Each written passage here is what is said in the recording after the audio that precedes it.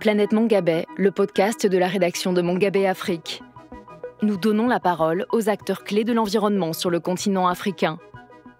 Politiciens, ONG, sociétés civiles, entrepreneurs, communautés, notre émission invite celles et ceux qui décident, agissent, entreprennent et se battent pour l'écologie.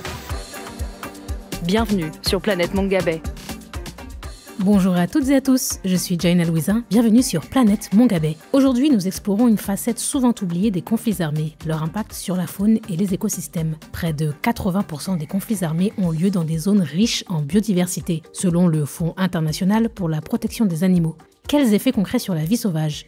On en parle dans ce nouvel épisode.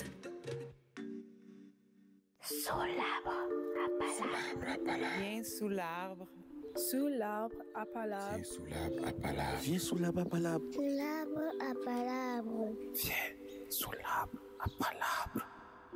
Sous l'arbre à palabre, aujourd'hui, nous partons au Sud Kivu, à l'est de la République démocratique du Congo. On y rencontre Josué Aruna Sefou, directeur de l'ONG Congo Basin Conservation Society, pour nous enquérir de la situation des hippopotames dans la région de la rivière Ruzizi. Instabilité persistante, insécurité, braconnage, les pressions s'accumulent pour cette espèce emblématique et menacée.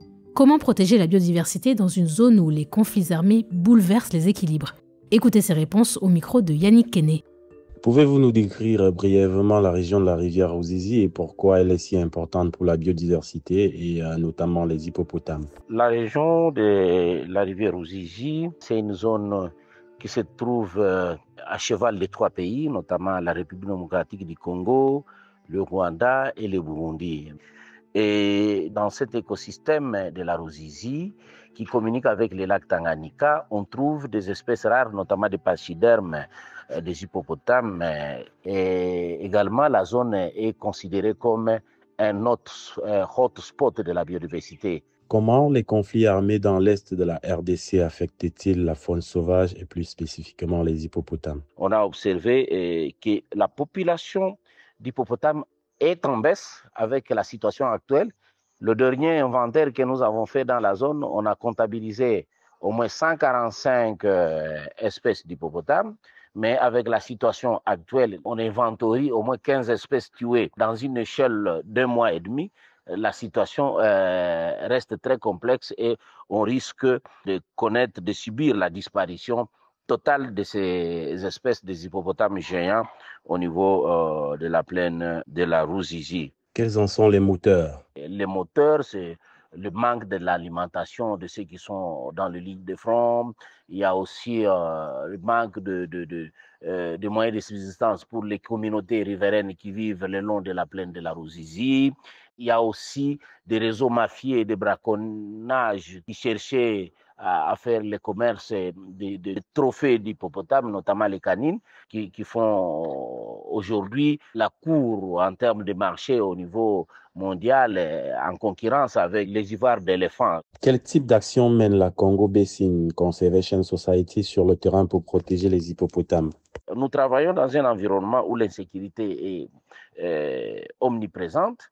Et oui, ça nous connaissons, mais actuellement, avec la situation actuelle, nous nous confions plus aux membres de la communauté et nous essayons un peu de réduire la présence dans les zones d'intensité des combats, mais nous continuons à amener le message de sensibilisation à travers les deux parties en conflit afin qu'ils aient quand même un regard tournant vers la question de la conservation de la biodiversité et de ne pas toucher les espèces qui font la fierté de nos États, et aussi ce sont des ressources partagées et nous devons faire attention parce que les hippopotames sont listés parmi les espèces vulnérables sur la liste rouge de l'ICEN, mais aussi les tuer, ça constitue un écocide et l'écocide est punissable en termes de crimes internationaux. Pourquoi est-il crucial selon vous d'intégrer la protection de la nature dans les stratégies de gestion des conflits ? Cette dimension de la protection de la nature, c'est une dimension qui nécessite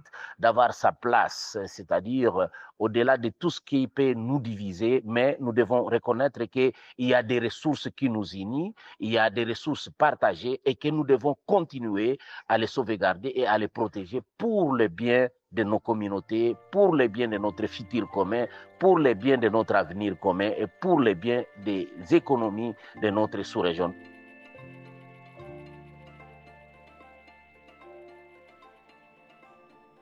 Dans cette partie dédiée à la voix des communautés, cap vers le nord du Cameroun, dans le parc de Mbumbanjinda, où l'élan de Derby, la plus grande antilope d'Afrique, reconnaissable à ses fines rayures blanches et ses cornes en spirale, est gravement menacée par le braconnage, une chasse illégale qui alimente aussi le porte-monnaie des groupes armés actifs dans la région.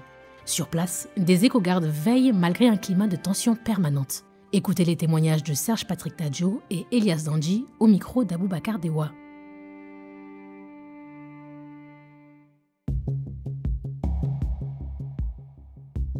L'élan de Derby, c'est une espèce phare en matière de conservation dans les aires protégées d'Afrique centrale et occidentale. Elle est classée par l'UICN comme étant une espèce en danger d'extinction.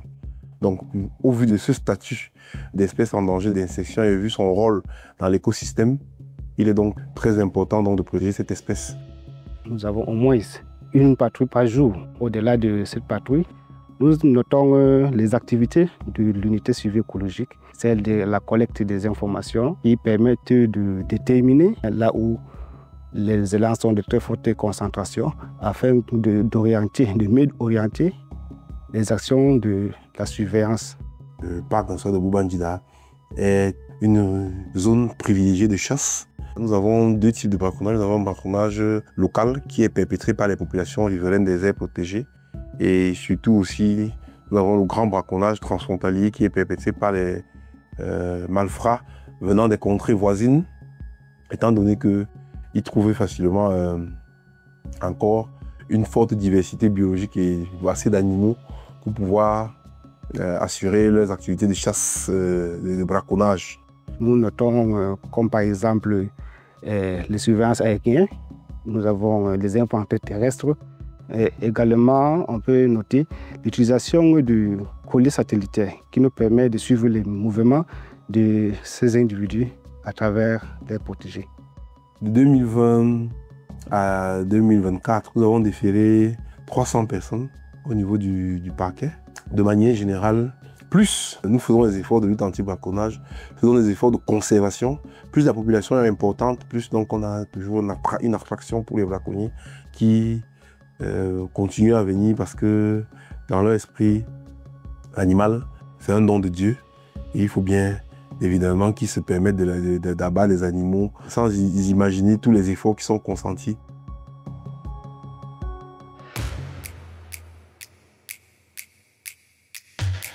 Planète Mongabay.